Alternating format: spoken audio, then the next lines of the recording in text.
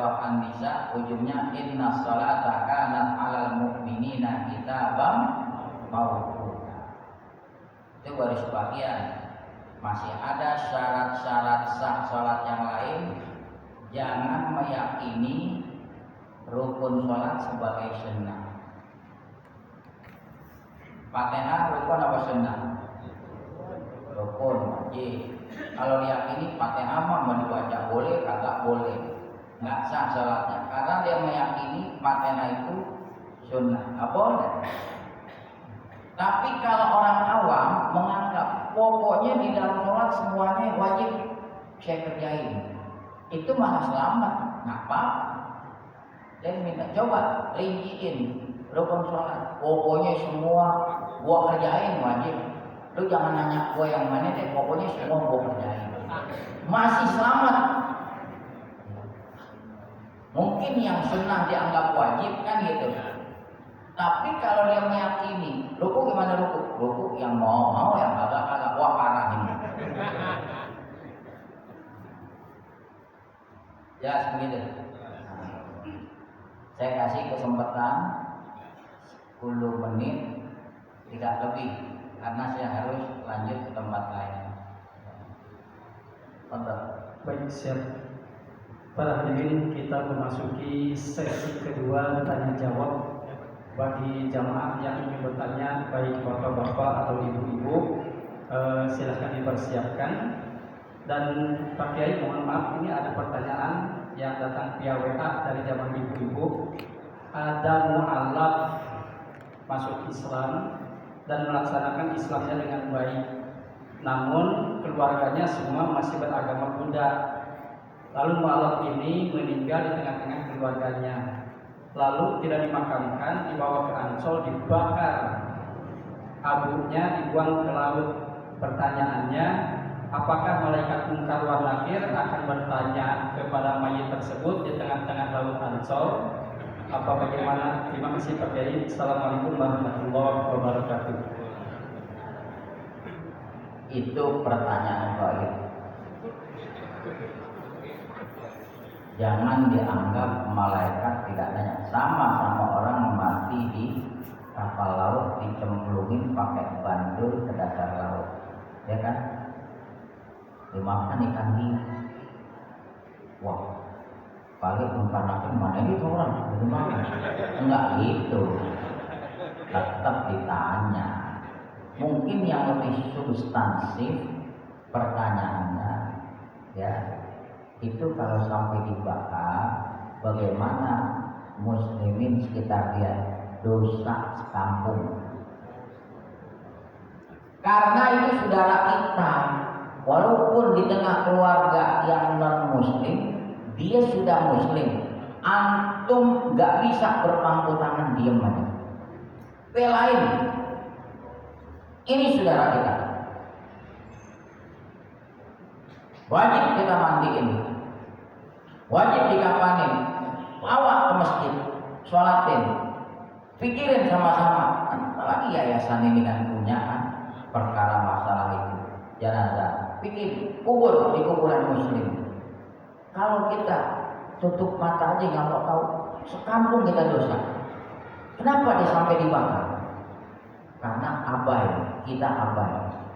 Ya keluarganya mungkin dia menganggap, ya saudara saya sudah masuk Islam, orang Islam, cuek aja, ya sudah, kami tangani. Orang kadang-kadang kita mau urus, dia masih mau urus juga, apalagi kita cuekin, udah kita gerap kemana, dosa kita. Makanya hadirin, kalau saudara-saudara kita mu'alaf masuk Islam, pertama tekankan identitas urus segera. Nah, dari ranah hukum kuat, dari mulai sertifikat, Anda nggak cukup di sertifikat, urus KTP-nya, perubahan data. Tadi agama anu, sekarang Anda sudah Islam. Jadi ada kekuatan hukum. Kalau kita nggak bantu dia, urus dia, kita lepasin aja, dia meninggal, Mereka bisa saja bilang, ayo KTP-nya bukan Islam, tapi dia sudah masuk Islam, saksinya ada. Tapi mereka berkeutamaan apa itu KTP-nya. Nah, nasihati, kita juga bantu. Dia habis ikrar masuk Islam, sertifikatnya udah. Ayo, Anda butuh apa? Ya, kelengkapan berkas untuk kelurahan atau kami ketua RT, kami ketua RW, kita bantu Anda. Begitu harusnya. Nggak cukup. Wah, dikasih sarung, baju koko peci, tidak ngerti. Ya. Itu mah bagus, apresiasi. Tapi yang lebih penting, bimbing. Kasih tata cara sholat gimana. Saya kagak bisa baca-baca, udah ikutin gerakannya aja dulu. Ustaz kan Fatihah tadi wajib, kalau dia kagak baca Fatihah kagak sah.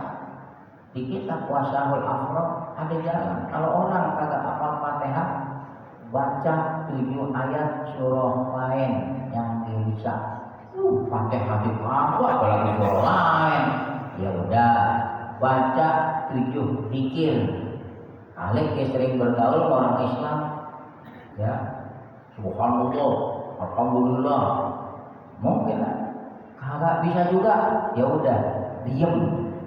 Lama diemnya seukuran orang baca Fatihah, itu masih ada opsi terakhir. Jadi kalau ngadepin mu'alaf, kita bimbing, kasih yang paling gampang. Udah kamu diem aja udah. Tapi ingat, tetap ngaji, dibimbing. Udah ikutin aja deh gerakannya, rukuk, i'tidal. Kagak baca tasbih nggak apa-apa. Jadi kan nggak berat. Coba kalau ente kagak ada orang baru masuk Islam, baca Fatihah ya, atau ustaz kagak baca kagak sah. Sudah. Dia nanya Fatihah itu apa Fatihah? Kita dari kecil di luar kepala. Lah dia nama Fatihah aja, Fatihah pagi Fatihah. Bimbing.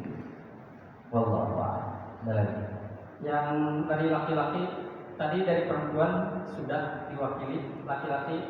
Sebentar ada Nurul Hikmah, silakan. Mic-nya dioper Pak.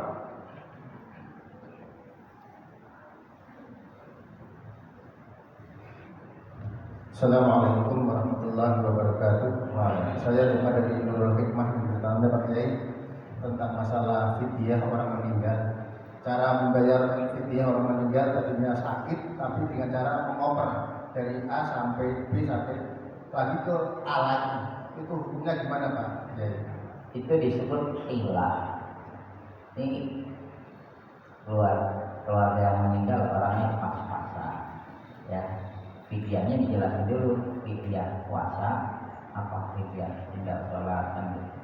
Kalau fidyah tinggal sholat, khilaf ulama beda pendapat. Ya, kalau fidyah puasa wajib. Misalnya dia nggak puasa 7 hari, berarti 7 liter. Lah kalau ini orang misalnya baru taubat berapa tahun kemarin itu selama 10 Ramadan kagak puasa, berarti 300 hari kan gitu, 300 liter. Dia mampunya cuma 30 liter. Ya dihilah, disiasati. Ini saya berikan kepada engkau sebagai fidyahnya. Tinggal puasa bulan bin bulan. Ntar yang tanah saya terima. Ntar dia dorong lagi ke sini saya terima. Ntar tinggal diakumulasi. Sudah berapa kali putar? 30 kali 10 kali putar 300. Boleh. Nah, yang penting tidak boleh ngerti. Kalau berasnya gede kan didorong berat. Kasih kayu di bawah kayak roda-roda. Itu caranya. Ya. Baik. Kalau orang kaya mah pelit itu dorong-dorong. 200 liter 1 ton mampu, jangan pakai dihilang gimana? Ya. Baik. Yang berbaju putih tadi langsung angkat tangan duluan, silakan Pak. Kalau mic dioper Pak. Mic dioper Pak.